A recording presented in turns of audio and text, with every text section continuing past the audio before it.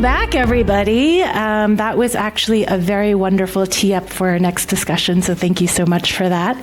We're going to continue the conversation and really think about the life sciences segment and how we're using AI to innovate, to think about business models differently, to think about unit costs differently. And so I am delighted to be up here with this amazing panel. You are welcome to scan the QR code to see people's bios. Otherwise, we would spend the whole panel talking about bios. And with that, we're going to jump right in. So Shaz from Philips is on my left. So Shaz, first question for you. When you think about meaningful innovation and impact, how are you using AI on R&D, your data platforms, and then decision-making? What a great question to start with. Hi, everyone. Thanks for being here. So, look, in terms of artificial intelligence, the real focus that we need to have in healthcare and life sciences is to actually focus on the impact that you want to have rather than the methods and the process and so on. So to start back from the end in mind, this is a critical part, in my humble opinion, of how we can make sure that all the energy we put into artificial intelligence actually delivers benefits to society, is that you start from the problem and work backward and invest in that problem, not in the ideas that you have. Now, this isn't always that trivial because we all wake up in the morning, I have a dream, and I think I'm going to go, with this idea, but obsessing over the problem you want to solve, the pain point at the bedside or the pain point in the laboratory, is the way to make sure that whatever you're investing is actually delivering value. So that's the first mental model, speaking of mental models, is work backwards from the problem, not forward from your idea. And can I ask a follow-up there? So how is R&D changing for you when you think about AI? Oh, goodness. So it depends if you're talking about R&D inside Philips, for example, or in terms of product design. Let's just talk about inside Philips. Yeah. I mean, you have to be under a rock not to have heard about Claude Code in the past few weeks and the explosion. And of course, Philips has been on this journey of doing engineering with agentic AI now longer than the past 2 months. At Philips, in our software business, we have a software business, Enterprise Informatics. Currently, we're about 68% agentic code generation. So we started, it was January, in fact, it was after WEF last year when I went back and we began the process of adopting it, and by December, we were about 62%. But coming back to that impact story, so one of the things at the end of the year, we were doing our KPIs, and we were all patting ourselves on the back, nice work, 68%. But somebody asked in the room, says, so what? Did we ship faster?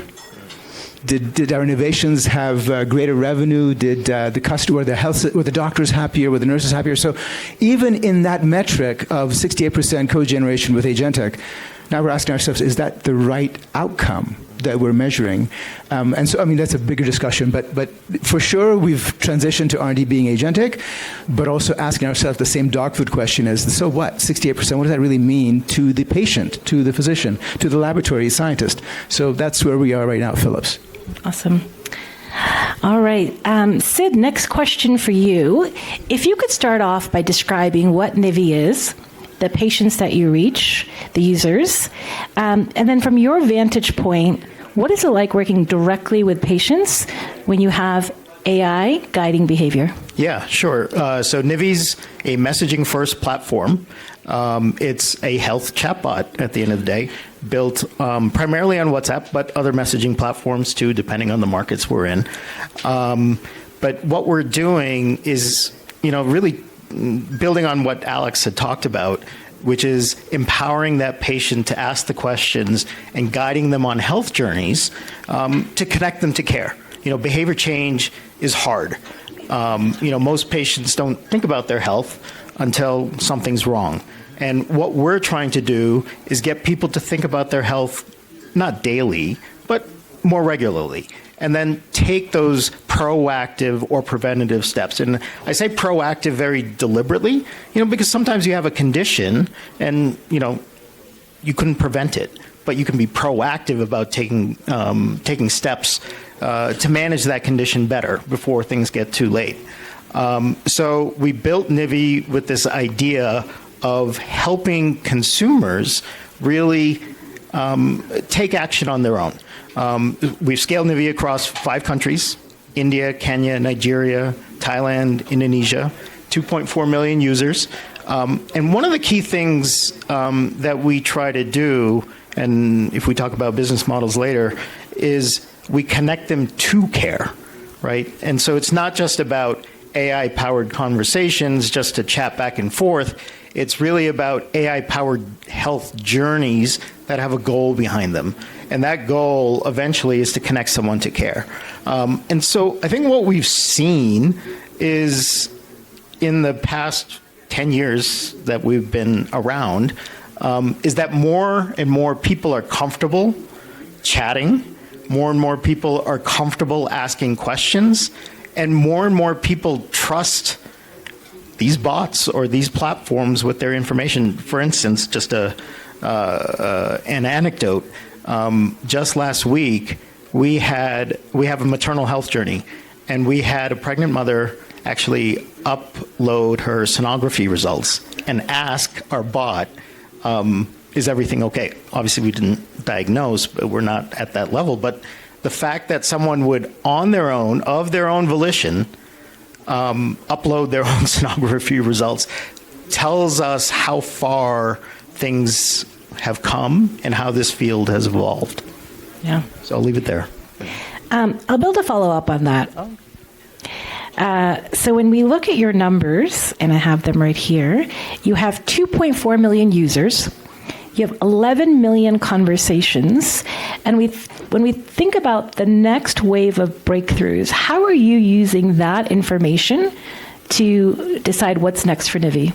Yeah, I think the data starts, revealing itself in the patterns of what are the questions that people are asking.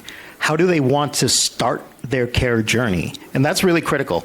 I think when you want to build trust is understanding how, a person or a segment of the population wants to start their care journey is critical. And if we know that, and then we can, again, this is where the AI comes in, we can do that audience segmentation.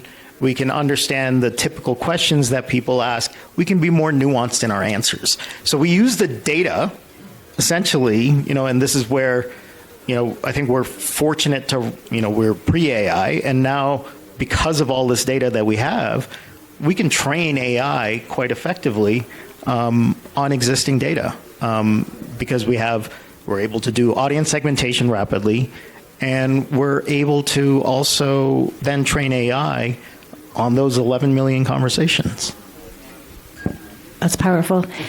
Bettina, next question is for you. So as a founder, and you think about innovation in the AI and life sciences, that was traditionally done by big, large companies. And as we think about unit economics now, can you talk about how incumbents are coming in and creating disruption? How incumbents? Let's see here. Try this.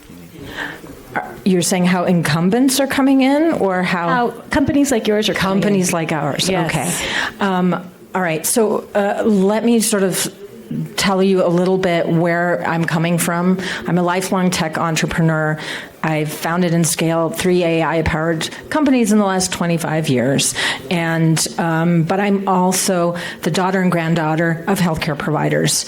I was really the black sheep in the family until I redeemed myself by founding a chronic condition management platform called Juli.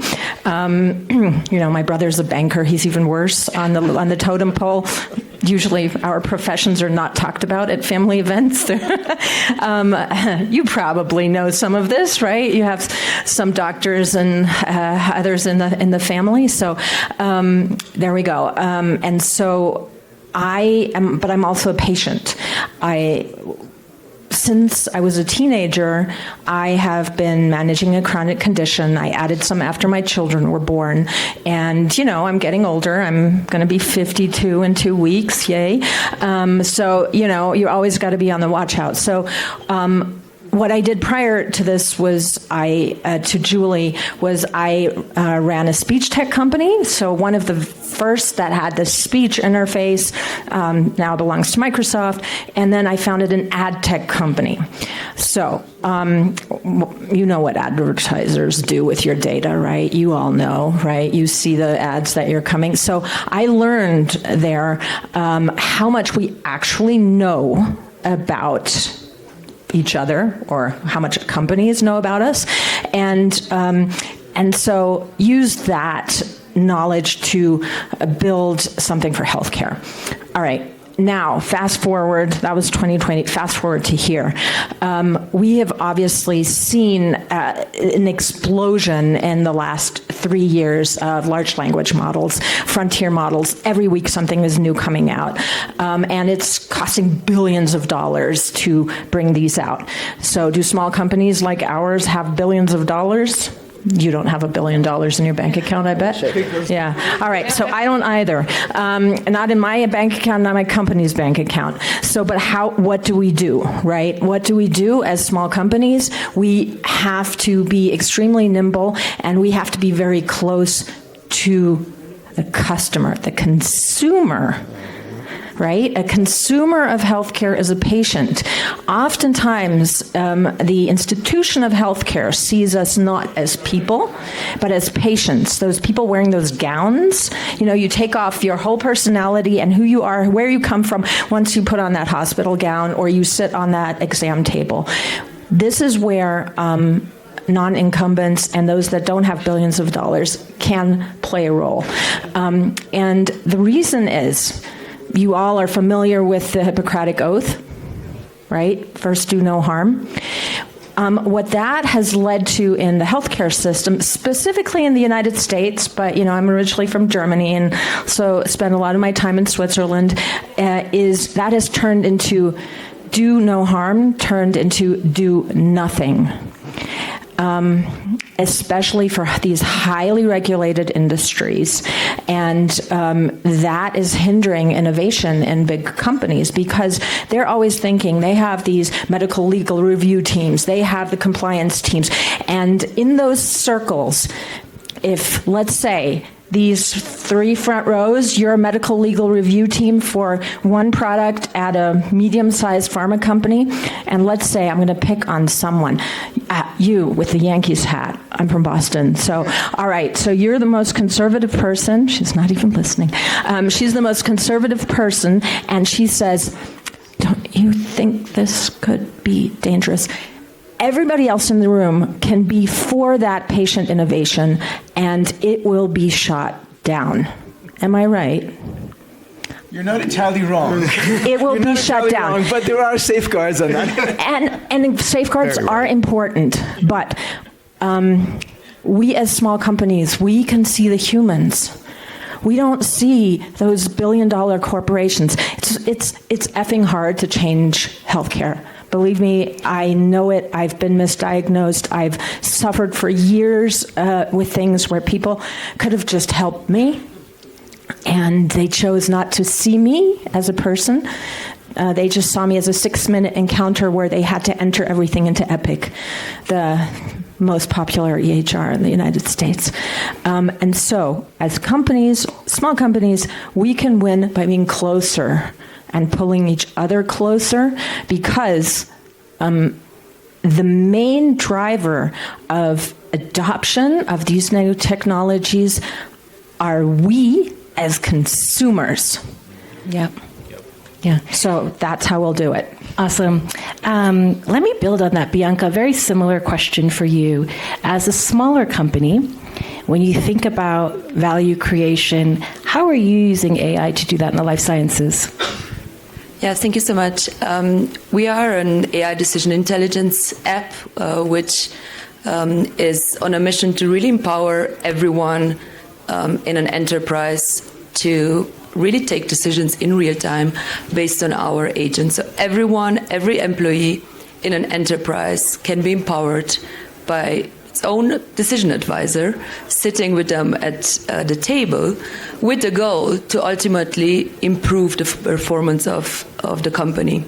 Now, to build on what you said on impact, we started exactly with the P&L impact and helping some of the multi-billion companies to actually optimize the R&D innovation cycle and get basically medicine faster to patients. So the way how we think about AI to really be effective is if it is applied at scale. So what our platform does, it connects really the dots between R&D, commercial, manufacturing, supply, and finance, and provides recommendation on where are trade-offs across the value chain, so that when in commercial, companies spend too much time in a specific geography, that spend can actually be reallocated on an innovative product. Now, to give an example on what these recommendations could bring as impact, as we have a lot of experts in the healthcare space, we know that clinical trials are delayed in average by 10 to 12 years. Years would be even more dramatic. What we saw as first results is that with our AI recommendations, we are able to accelerate the trials in average by 3 to 6 months. Now, this is massive, right? Both for the patients, because we can get the medicine much faster to the market, but also for pharma companies in terms of productivity, which are often, hundreds of millions of cost savings, which can be generated with this kind of recommendations. Yeah, please. I just maybe thank you. The question you asked and the answers were terrific, which is on this idea of young companies and incumbents. Look, in a large Fortune 500 company, we either organically build innovation, partner, or buy. And so actually young companies that do innovative things are fantastic, because there is sometimes innovative things we want to do, which we can't because we also allocate resources for 3 to 5 years. It's not like we have week to week with the nimbleness of any startups in the audience. I mean, the reality is if you want to get acquired, all you got to do is figure out where your innovation fits in the roadmap of a Fortune 500 company. And if it does, the reality is they either can organically try to build it over 5 years, or they can acquire you. So this idea of young companies bringing innovation into a large, whether it's pharma or medtech, is actually how the industry works. This is a good thing. Philips just bought Shockwave, which was a startup company. And so this is the way innovation comes into large companies. So it's actually a great thing that you have young companies that do amazing things with that passion. And then, the incumbents, the large ones, have this 5-year plan, and they're on this rail, and they're like, can't get off that rail too easily. So when they can't get off the rail, they're like, hey, you're awesome, I want to bring you in. So that's how it works. Yeah. I'm going to uplift one thing, right? So the traditional life sciences model has been acquiring younger companies and assets. What I just heard Shaz say, it's not just about asset acquisition, it is also around productivity, it is understanding the patient journey, the patients, it is around decision support. And so this level of innovation becomes really important. I'm going to move us along to the next theme, right? And for those of we have such a wonderful room here, but let me, just to make sure everyone's on the same page, to share some stats with you. The healthcare industry is adopting AI at twice the rate of the broader economy. In the last couple of weeks, we've seen some major announcements. OpenAI is out with OpenAI for healthcare, which includes ChatGPT Health for individuals. But in addition to that, they also have ChatGPT for healthcare providers. They have acquired they acquired Torch Health for $100 million. And then Anthropic announced Claude for healthcare, and Google released new open medical models, MedGem 1.5. So my question for you all is, we pride ourselves, we know the industry, we're healthcare, we'll figure out how to use AI, but you have these big tech companies also coming in, doing acquisitions. And my question, and I'll start with you, Sid, to begin with, what is the opportunity here, and then also what makes you pause? I think the opportunity, just as Bettina was saying, is getting as close to the consumer of that, what's the impact, as Shaz was saying, is the outcome, right? And I think when you look at ChatGPT for health or Anthropic for health, I think it's still a little bit of more of a Q&A type, let me upload all my records, see what it says. It's not necessarily understanding that individual. I think Alex talked about a little bit about understanding the individual, the behavioral nudges. It's not going to do that. And I think that's where, as you get, what we try to do is get close to the consumer. And I frankly take a lot of my inspiration from Amazon. in starting Nivi, is Amazon was really good at getting close to the consumer. And I think we said, okay, why doesn't this happen in healthcare? That was my observation when I was out in Kenya.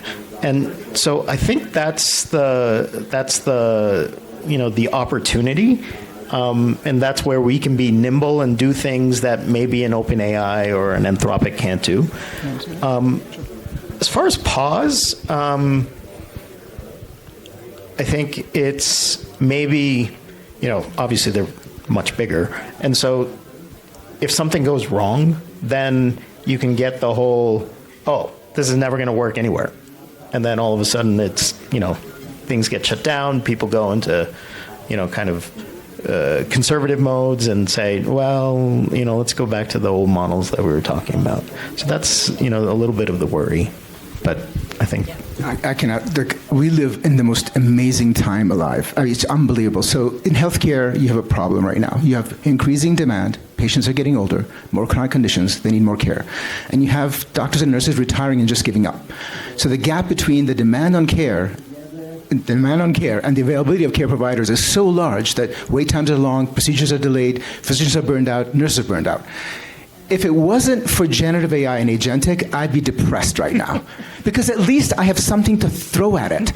This idea of being able to use generative AI and agentic to make all the non-patient facing work just go away, so that the physicians and nurses can spend time more with patients. This is the heart of the opportunity we live in. So I love it that OpenAI has made their tool sets HIPAA compliant in the US. They'll go outside soon.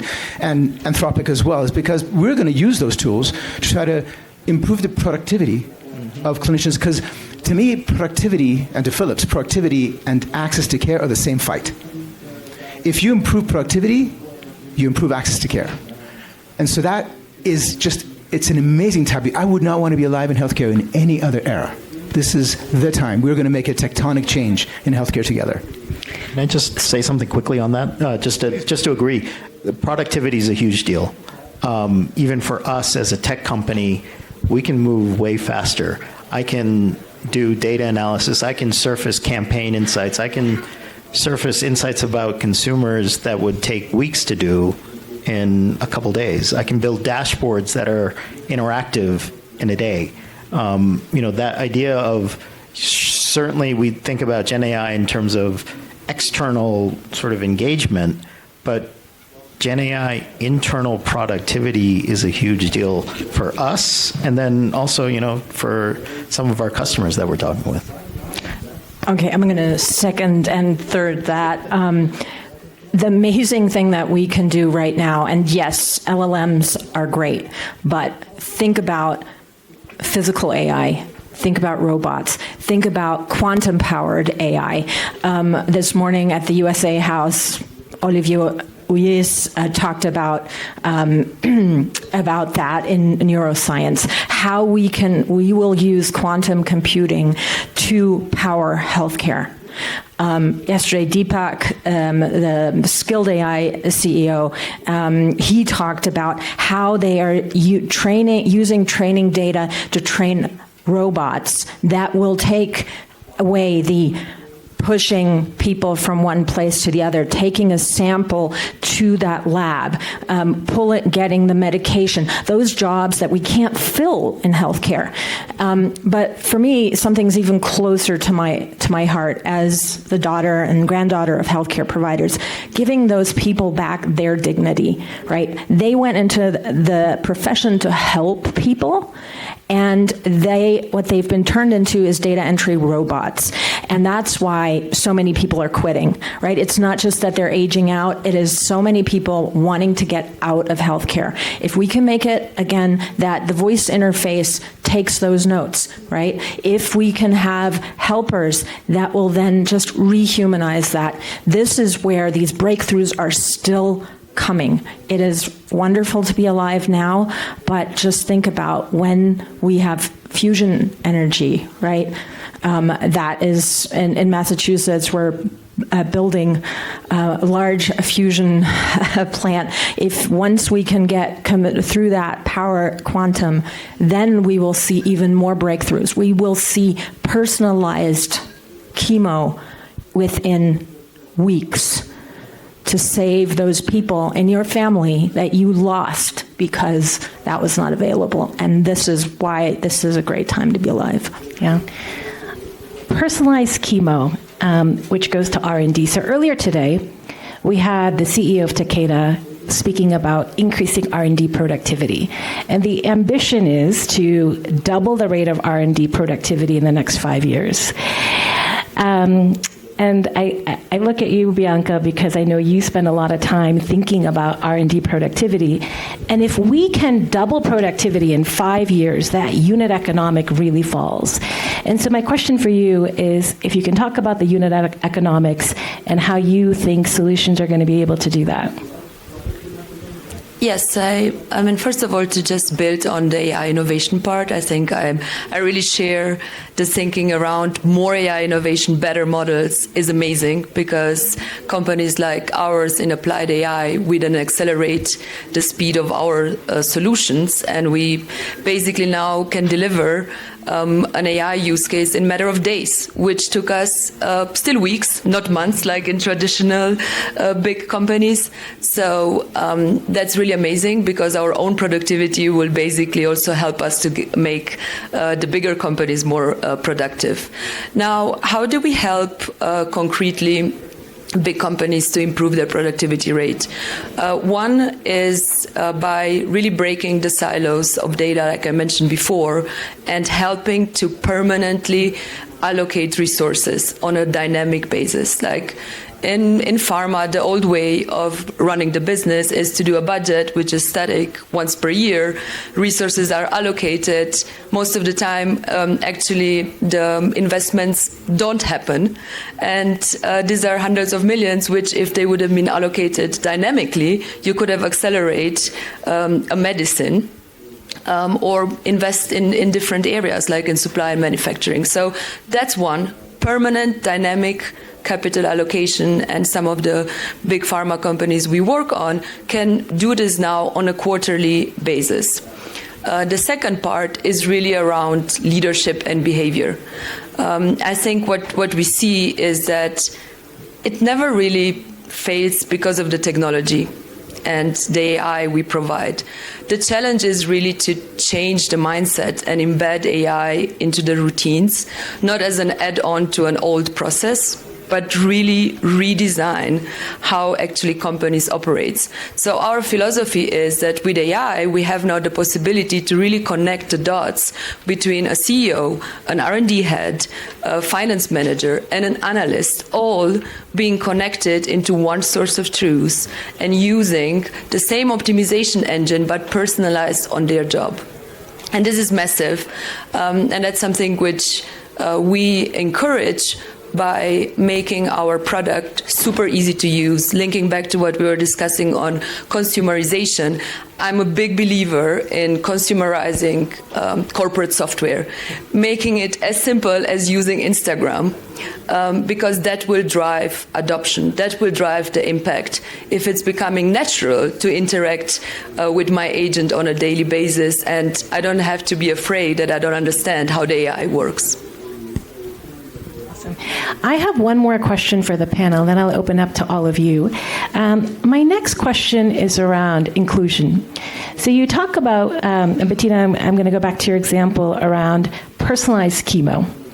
And if we think about who can really access that if it's available tomorrow, sadly, it's not going to be the masses. And the price point when we think about cell therapy, gene therapy, can run into the millions.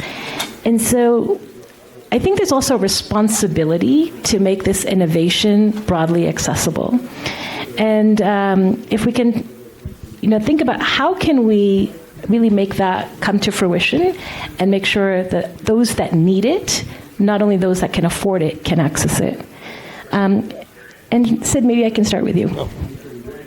Yeah, sure. I think one of the ways in which we think about that is, if your addressable market today is maybe 100 people, well, who are you not reaching who could use your medicine or your therapy if only they knew about it, if only they cared about it? And so one of the things that I think AI enables is creating larger addressable markets. And maybe that brings down price points because you have more consumers of your healthcare. And I think you see a lot of that. You know, if I think about the U.S., it's about overutilization and misutilization of care.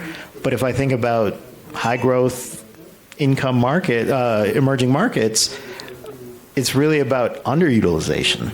And I think what these technologies can do is actually elevate the voices of the people who can't say much and can't advocate for themselves, because one, it allows them to speak in their own voice, but two, it allows them to show up in the data, right? And when they're showing up in the data, you can solve for them. And that's one of the things that we talk about a lot. I think Priya talks, she talked about it a lot this morning, is, creating equitable access to care really means elevating the voices of those who don't really have that voice. And so I think that's really the opportunity here, is that it can really create larger pools of people, whether it's insurance or just access. And companies to like SIDS have actually a huge advantage. You're targeting markets where the regulations are lower, and you can leapfrog and actually. Maybe you guys notice that in a lot of middle and low-income countries, the cell networks are better than they are where we are, because there's less regulation, less people are up against it, and because they leapfrog technology. So even at Juli, we're looking to work in Rwanda because there they love that AI lowers cost, and they love it that they can leverage their advantage in mobile. So that makes me optimistic for those people worldwide that don't have access to care. I'm not that optimistic for people unfortunately, in the developed countries that don't have access to care. The deck is stacked against people in developed countries, like massively.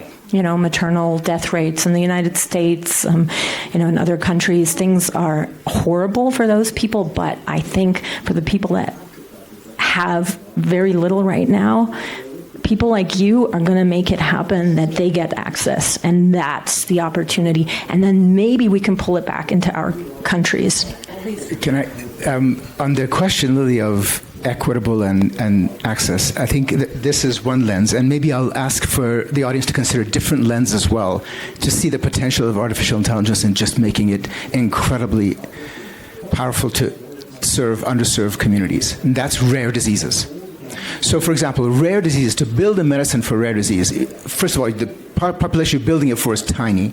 Finding the patients with rare diseases is hard.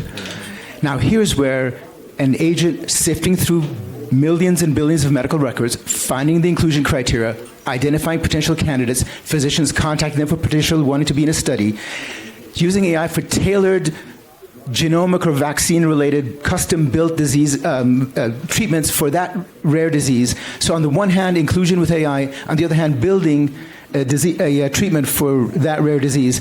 This is, in my opinion, one of the most profound positive impacts of access and equity. Because if you've ever had to deal with individuals with rare diseases and they just don't know where to go and what treatment to get, this is the unlock for that community. And it's heartbreaking. So that is one. I mean, I love the mental model around the developed nations and undeveloped nations and so on. But it's also rare disease, another lens to look at it in terms of what AI can do. Yeah, absolutely. All right, so I am going to open this up to the audience. And do we have a mic runner? All right, my colleague Laura is going to come to... Oh, we got a mic over... Yes. Hey everyone, thanks so much for that panel. I want to talk about the difference, I'm just over here, by the way, up at the top. Just want to talk about the difference between the fundraising landscape between Gen AI and Biology X AI. There's such a huge disparity. And actually the incremental gains we make from Gen AI they're not actually that great. Okay, sure, it makes the nurse's job a bit easier, but when do you think we're going to see the same level of funding going into biology x AI that will lead to amazing discoveries in curing cancer and other therapeutics as well? 5 to 10 years from now? Short answer. Why? There's always flavor of the day, right? Investment bubbles exist. Maybe not known fact in this room, but I'm coming in the 8th season of being on Shark Tank in Switzerland as a judge. Love it. And we I get all kinds of things pitched to us. So, and I've pitched obviously thousands of times my own companies, and there are just these flavors of the day, and lots of investment then goes into those, and then come the new things. I think your day is coming. I'm sure you have a company that is in that realm. Your day is coming. Just hold on a little longer. I'm just surprised there's anything that doesn't involve Gen AI. Sorry, a little bit of levity. I think I think you're exactly right. Right now, the flavor of the day with investors, good, bad, or indifferent, is things that can be impacted and advanced with artificial intelligence. And again, not suggesting it's a great idea, but rather, I'm not a capital markets expert in that regard, but this is what we see. Okay. Also, remember, VCs want those returns really quickly, right? And you can get those returns through, Gen AI. I think actually what Bianca's doing with that's sort of laying the foundational layer. I have another friend who's running a life sciences software platform that brings together data. Is this idea of let's bring together all these data silos first, right? And investors are investing in that because you can get returns quickly. And maybe that then leapfrogs into the biologics and, faster drug development, faster drug discovery. Of course, I'm not an expert in that, but that's just kind of my layman's view on that. Yes, I see a hand over there. Hello, physician here, and I've been in the life science space for probably since the early 2000s. Thank you for sharing your insights. A couple of remarks. While it's great that AI is a technocratic solution to reach more people, to sell more products, I really want to emphasize the impact of lifestyle. And also many cancers are now known, and I am a physician, so I want to spread the awareness for that. A lot of cancers are because of our lifestyle disease, because of the hamburger that we eat, or not exercising enough, not sleeping enough, not doing anything about our mental health, stress reduction, and so on, not changing the work environment, even though we know many of us are in a rat race and maybe it's not ideal how it's structured. Maybe we should work on that as well. So I think there are so many components that come together. It will not just be AI figuring out the solution for us, but rather we will need a lot of intelligent, well-educated people, creativity, and our humaneness to come up with those solutions as well. And rare diseases, of course, is a very fancy point, and I think AI really has a point there, but also it's such a fraction of people. It's so expensive still to do that, but I'm wishing you all the best, and I hope you can actually make progress over there. But we still also need physicians, and I think, was it Elon Musk who recently said, don't go to medical school anymore in 5 years, and we don't need you anymore. So I know how it looks like. I'm in the operating room every day. We need now plus one more surgeon. I'm in anesthesia, but I can count how many people there are in the room. And we need more people when they work with the Da Vinci, because the Da Vinci actually needs somebody who inserts the robot into the patient.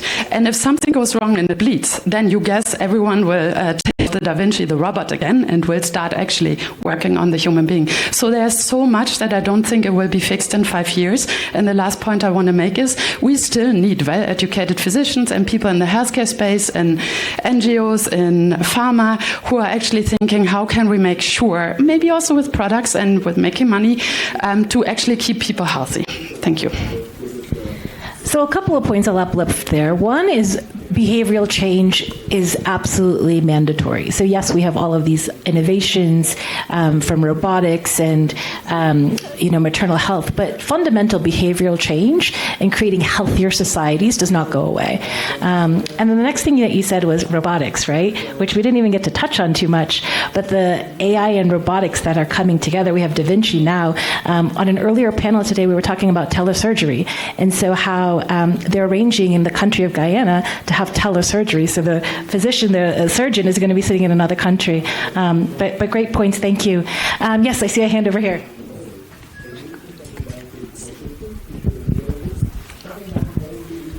I love how you pretended not to know my name. But, Gaurav, over to you. Thank you. And let me introduce Gaurav, guys. Gaurav is... No, please don't do that. Okay, hi everybody. I have a question for you about how you get access to this data, because all this innovation sits on quality of data. You've spoken about this. And there's always this question of the architecture that's required to get that data. Is it a public set of goods? Is it private organizations all running in there? So I wanted, as a set of folks who rely on this data, what is your view on the future architecture? Like, what should be in public hands with respect to, a digital public infrastructure in health? What can we allow, private sector to go into? And then, as you think about this infrastructure, does that infrastructure need to take a Hippocratic oath? Because, if you're looking at search, you could argue should have been neutral. It's no longer neutral, right? Search is, I will show you the result based on whoever is behind the back, pushing a certain product. We're going to have data trails and infrastructure that's going to give us results. Over time, we're going to want to hack that system towards whoever has the most amount of money. So how do you also, as you answer that question, think about the kind of public commitment, oath, Hippocratic oath perhaps, that the infrastructure needs to take? Love the concept, by the way. Do you know who owns your data today? Your healthcare data? You don't. In most countries, you don't. And if you go to healthcare conferences, there will be data brokers there saying, I own the data of 300 closed hospitals. Do you want it? I'll give it to you for price X. This is where there is no oath. And then on the other side, there's GDPR, which is lots of patients are dying on the altar of GDPR because there's so much data protection that I, as a patient, can't even get my physician to have the data that I want. If I'm in a bad situation at home and I need help and I can't get up, GDPR hinders that. So there's a lot of stuff there. I really love that concept, and maybe you can talk to me afterwards what you mean by that. I would love to hear your idea. I can share what Philips does. So I think your comment is apropos because every AI solution depends on the data. So Philips, the way in which we develop algorithms is actually we partner with clinical partners. And for example, the health system in the United States or in Europe or what have you, we make an agreement together, the data stays on premise, it's de-identified, and then some sort of a problem that we're trying to solve, let's say the incidence of opioid depression, of breathing in an ICU. They want to have a model that predicts that based on ventilator settings, based on various parameters, blood pressure and so on, predict that there's going to be depression of respiration. We de-identify the data from the ICUs, we work with them, we build a model, validate it with retrospectively the data they have, put it silently in production, watch it fire off alerts, silently validate that it works, error in the curve, sensitivity, specificity, put it in production, and then go forward. So the actual discipline is, it's always the health system's data, it's always de-identified, it remains on premise at the health system. And that has been way in which, because that model by and large works in almost every country. And so for us as a global company, we need to really have that mindset that how do we comply globally. To your question of public good, I know that in Europe, for example, the health data space regulations that come into effect by 2029 are going to require some element of public good data sharing for research, de-identified. So that's an area that EU is, I think, ahead in some ways. This has been on discussion for a while. We haven't taken it, well, we believe it should be used, but we haven't taken a position saying it should be this or that or the other, but rather that it is a good idea to do this. So we have very specific mechanisms, comply with regulations, work only with clinical partners and health systems when we build models together, and that's the way in which we do it. Yeah, I'll agree with that. I think, well, one, we collect all of consumers' data comes from the consumer itself. We're not getting data from the outside. But I think you hit the right nail on the head is the idea of de-identification. We de-identify and aggregate when we share out. We don't ever share an individual's piece of data, if we're making a referral into a doctor, if they want to have a chat with the doctor, that's when we would share with that doctor. But otherwise, it's always de-identified and aggregated. As far as a public good and where that falls, I actually don't think there's been enough collective thinking on that front. It feels like there's still, individual organizations sort of trying to shift their way through, especially with, I think a lot of health systems literally fell apart as soon as, or their data systems fell apart as soon as USAID imploded, right? All the DHIS and DHSs are gone. And so people are actually looking for those sources of data. And, we've had some conversations about it, but again,